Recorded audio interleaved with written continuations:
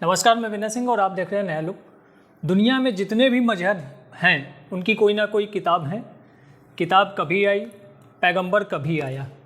और जितने भी किताब हैं तो जाहिर सी बात है कि जिसका जन्म है उसकी मृत्यु भी निश्चित है। सनातन ऐसा है जिसकी ना कोई किताब है और इस वजह से ये माना जा सकता है कि जिसका जन्म ही नहीं है उसकी मृत्यु कैसे। ये वाक्य मेरा नहीं, ये शब्द मेरे नहीं, बल्कि प्रख्यात वक्ता पुष्पेंद्र कुलश्रेष्ठ जी के हैं। जी हाँ, महाराष्ट्र की राजधानी मुंबई से 1380 किलोमीटर दूर उत्तर प्रदेश की राजधानी लखनऊ के लखनऊ विश्वविद्यालय में जब मौका था मराठा सरदार यानी कि शिवाजी की 391वीं जयंती का, 391वें जन्मदिन का, जिसको मराठा समाज उत्तर प्रदेश के जो संरक्षक हैं और संरक्षक के साथ साथ अध्यक्ष भी हैं उमेश पाटिल जी ने, उन्होंने लखनऊ विश्वविद्यालय में इसका आयोजन किया था, जिसके मुख्य अतिथि थे डॉक्टर दिनेश शर्मा, मेयर संयुक्ता भाटिया, गोपाल जी टंडन और मुख्य वक्ता थे पुष्पेंद्र कुलश्रेष्ठ जी। जी हाँ, पुष्पेंद्र कुलश्रेष्ठ जी ने अपनी बातों में हर जगह जो है कहीं ना कहीं शिवाजी के विषय में जो लोगों की अनभिज्ञता है, जो लोग जानते नहीं हैं, उसका प्रखर रूप से वर्णन किया है। किस प्रकार से आप किसी धर्म के पीछे ना भागकर मजहब और धर्म में क्या अंतर है, उन्होंने यह भी बताया है। सनातन के ऊपर उन्होंने क्या कुछ कहा, आइए दिखाते हैं आपको इस वीडियो में। छत्रपति शिवाजी महाराज के इस जयंती समारोह में छत्रपति शिवाजी महाराज क्या थे, उन्होंने क्या क्या किया, वो इतिहास में भी दर्ज है। धर्म सिर्फ एक ही है। हजारों साल से, जब से ये सृष्टि उत्पत्ति में आई है, ये कायनात, ये यूनिवर्स आई है, तब से लेकर के आज तक, और हजारों साल जब तक पता नहीं कब तक ये धरती रहेगी, तब तक एक ही धर्म था, एक ही है, एक ही रहेगा। जितने भी मजहब हैं, दुनिया में जितने मजहब हैं, उनकी कोई किताब है, उनका कोई पैगंबर है। वो किताब कभी पैदा हुई है, वो पैगंबर कभी पैदा हुआ है। इसलिए मैं बार बार एक बात कहता हूं कि सनातन का न कोई किताब है, न वो पैदा हुआ है, और जो कभी पैदा नहीं होता वो मर नहीं सकता। तो आपने देखा कि किस प्रकार से स्टेज पर आते ही जय भवानी और जय शिवाजी के नारे लगने लगे थे पुष्पेंद्र कुलश्रेष्ठ जी के। आइए अब इसके बाद आपको दिखाते हैं पुष्पेंद्र कुलश्रेष्ठ जी की नया लुक की टीम से खास वार्ता। आज हम बात करने जा रहे हैं ऐसी शख्सियत से जो किसी परिचय का मोहताज नहीं है, जो एक कट्टर हिंदूवादी के रूप में जाने जाते हैं। जी हाँ, बात करने जा रहे हैं पुष्पेंद्र कुलश्रेष्ठ जी से। पुष्पेंद्र कुलश्रेष्ठ जी, सबसे पहले आपका नया लुक में स्वागत है। सबसे पहला सवाल आपसे ये है कि क्या आपकी मुहिम जो है भारत को एक हिंदूवादी राष्ट्र बनाने की ओर है? पहले तो मेरा आपको बहुत बहुत शुक्रिया कि आपने मुझे इस काबिल समझा कि मुझसे बात करें। लेकिन आपने मेरे इंट्रोडक्शन में कहा कि पुष्पेंद्र जी एक कट्टरवादी हिंदू हैं। मैं आपके नॉलेज के लिए बता रहा हूँ कि पूरी दुनिया में एकमात्र हिंदू ऐसी प्रजाति है जिसके नाम के आगे कट्टर शब्द नहीं लग सकता। ये कट्टर शब्द जो आप लोगों ने ढूंढा है, ये मीडिया वालों ने अपने आप को सेकुलर दिखाने, लिबरल दिखाने के लिए एक कट्टर हिंदू नाम की छवि गढ़ी है। लिहाजा न मैं हिंदूवादी हूँ न कट्टरवादी हूँ, मैं राष्ट्रवादी हूँ। इस राष्ट्र की चिंता करता हूँ और राष्ट्र को समाज चलाता है, और राष्ट्र जो है वो किसी बाउंड्री में नहीं बनता है।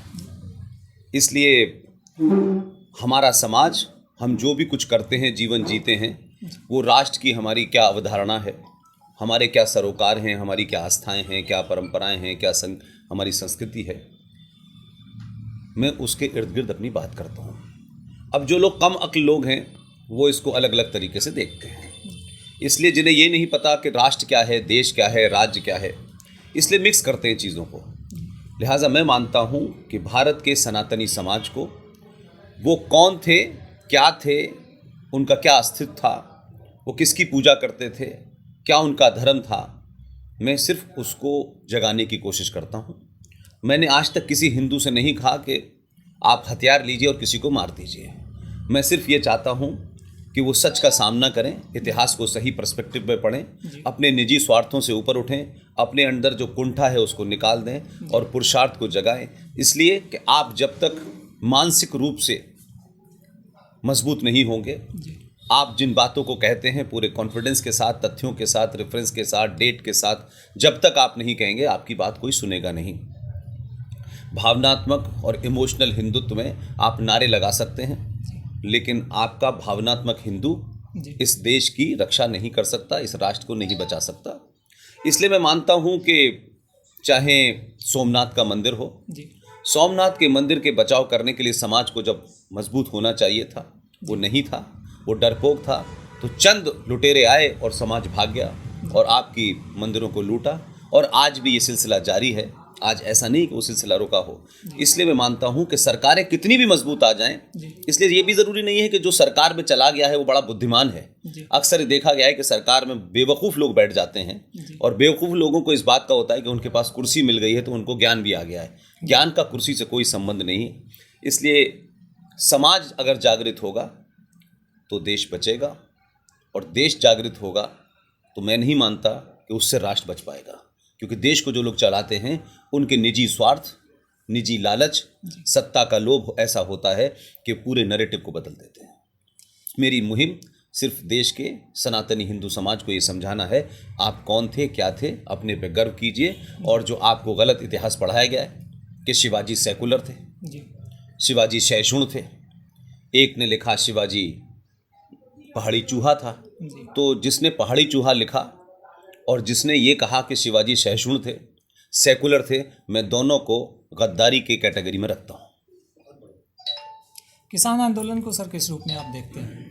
देखिए, वैसे आप अगर मेरी ज़ाती शख्सियत से वाकिफ़ होते तो ये राजनीतिक सवालों पे मैं जवाब कम देता हूँ।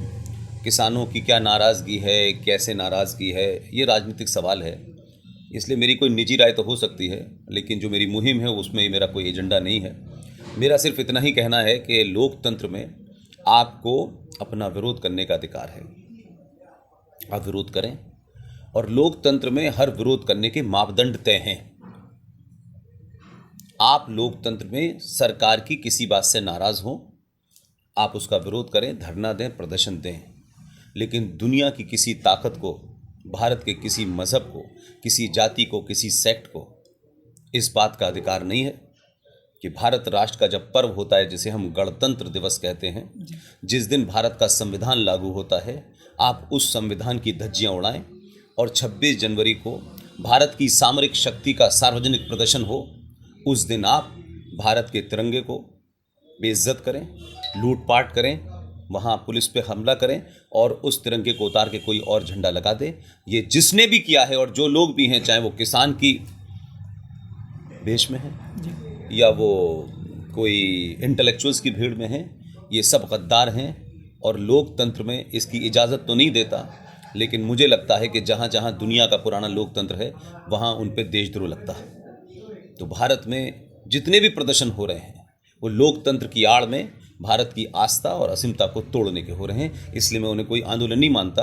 ये तमाम आंतरिक शक्तियां जो हैं, विदेशी शक्तियों के इशारे पर ये काम कर रही हैं। लिहाजा ये किसान आंदोलन में उनकी राय हो सकती है, उनके किसी बिल से कोई पॉइंट हो सकता है, मेरा उस पर कोई डिबेट नहीं है, लेकिन लोकतंत्र में इस किस्म के प्रदर्शन करने का और इस तरीके का आंदोलन का मैं समझता हूँ is too much democracy. Sir, एक अंतिम सवाल है, भारत के भविष्य को आप किस रूप में देखते हैं? मैं सिर्फ इस रूप में देख रहा हूँ कि अभी एक लंबे समय के बाद भारत का जो बहुसंख्यक समाज है उसने पहली बार देश में एक ऐसी सत्ता को स्थापित किया है जो उनको लगता है कि सत्ता में बैठने वाले लोग जो हमारे साथ संविधान के माध्यम से जो भी कुछ हमारे साथ अन्याय हुआ है, जिन्होंने हमारी संस्कृति को दबाया, संस्कृति को नष्ट किया, उन तमाम लोगों से हट के ये काम करेगी। और किसी भी राजा का अपना एक धर्म होता है और उसका धर्म होता है कि उसकी प्रजा कैसे खुशहाल रहे, कैसे संविधान को वो लागू करे। मेरी इस सरकार से सिर्फ एक ही दरख्वास्त है कि संविधान में बहुत सारी कुरीतियाँ हो सकती हैं, उन पर डिबेट हो सकती है, लेकिन जो संविधान में है, कम से कम ये सरकार मेजॉरिटी की सरकार आई है, राष्ट्रवादी सरकार है। संविधान में अगर जनसंख्या नियंत्रण की बात 1976 में कही गई थी तो वो क्यों नहीं लागू हो रही? अगर यूनिफॉर्म सिविल कोड की बात संविधान में कही गई थी तो वो लागू क्यों नहीं हो रही? अगर संविधान को भी सेलेक्टिव अंदाज में अपने चुनावी रणनीति के तहत नफ़े नुकसान में तय किया जाएगा तो फिर मैं समझता हूँ कि सरकारों से ज़्यादा भूमिका समाज की है और समाज को इस किस्म के सकारात्मक आंदोलन करने चाहिए और सरकार पे दबाव डालना चाहिए कि जैसा भी संविधान है, इस संविधान में जो प्रोविज़न किए गए हैं उनको पूरी ताकत से लागू किया जाए। कौन नाराज़ होगा और कौन खुश होगा ये महत्वपूर्ण नहीं है, राष्ट्र खुश होना चाहिए। मेरे लोग से खास बातचीत के लिए बहुत बहुत शुक्रिया। Thank you very much my तो ये थे पुष्पेंद्र कुलश्रेष्ठ जी, जिन्होंने नया लोग से खास बातचीत की। आगे भी आपको खबरों में बने रहने के लिए दिखाते रहेंगे। नया धन्यवाद।